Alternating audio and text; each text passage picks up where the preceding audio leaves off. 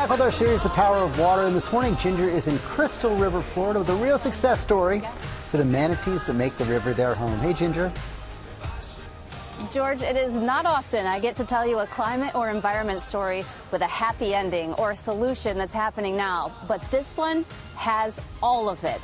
So yes, it's not just about the power of water, it's about the power of people, the agency we have in changing and helping the environment around us, the waterways and how they cleared them here for the water, yes, but also the adorable inhabitants, the manatee. Oh, there's two. It's a magical moment, getting a glimpse of Florida's gentle giants, the manatee. They congregate here every winter in Crystal River, which boasts bathtub-clear water just off Florida's west coast. The Crystal River is fed by more than 70 freshwater springs that I'm in right now. They stay 72 degrees year-round. That's warmer than the ocean in the winter months. So they become a critical winter habitat for more than 800 manatee. On March 12th of 1993, this critical ecosystem was wiped out by a devastating storm, dubbed the storm of the century. It virtually killed all the vegetation. It's a lot of salt water that came in here, and the freshwater vegetation couldn't take it.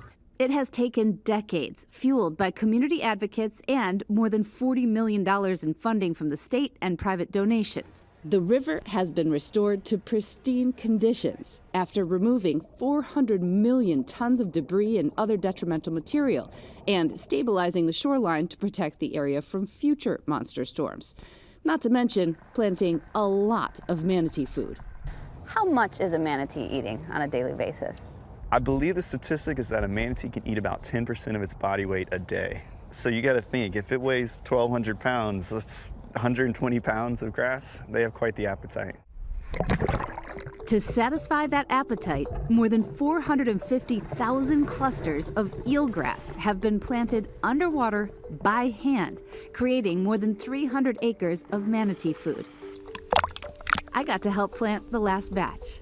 When seagrass or eelgrass goes in, you plant it, but then it spreads? Absolutely. So the grass here specifically can spread 7 feet in any direction in 1 year. They sequester nutrients, nitrogen, phosphorus, carbon, and they can completely transform a water body that provides benefits to not only the ecosystem, but to the community through ecotourism and just healthier, cleaner water.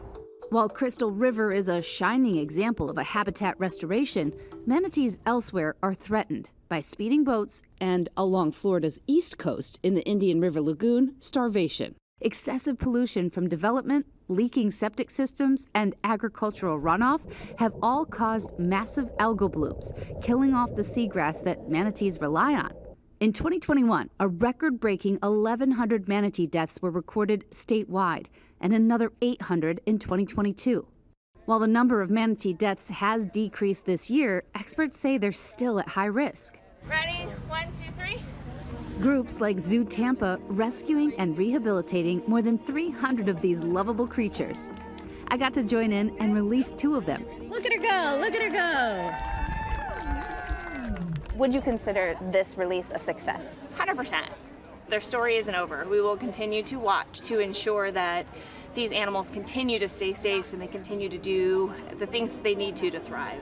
The newly released manatees will enjoy what the team likes to call manatee munchies at the Manatee Snack Bar, daily feedings until they're ready to survive on their own. Sea and Shoreline, the company that restored the manatee habitat here, is now turning to the Indian River Lagoon, an even more ambitious undertaking aiming to replicate the success they had at Crystal River.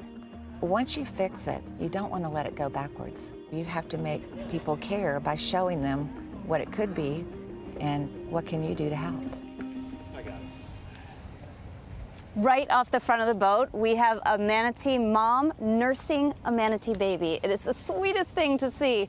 But helping and being out here and being a part of the solution, it really takes over your entire body and soul because you want to make the glory of these waters and these animals have everything they could. There are a lot of ways to do that. I know that we learned some in the piece, but George, it's inspiring, that's for sure. Boy, it sure is. That water is just crystal clear. So has there been a difference in the behavior of the manatees since the river's been cleaned up? You know, there's been a difference in the behavior of all the animals. Come on in. This is Paul Cross, Director of Operations of Plantation at Crystal River. I know the crews we've been with said that you're seeing other fish, you're seeing other birds that haven't been here in decades coming back because it's so clean. But have you seen the manatee act differently? And then also, what can we do to help to make sure when we come down here to see them that we're good to them? Yeah, the manatees are phenomenal here, right? So normally they come to thermal regulate. Now what we're seeing is they're staying longer and feeding. They're constantly feeding, as you've seen this morning. You know, you see the crumbles coming off of them, you know. But the word to the public, I would say, is the key is to slow the boats down, right? Manatees like to hang out in 5 to 7 foot of water.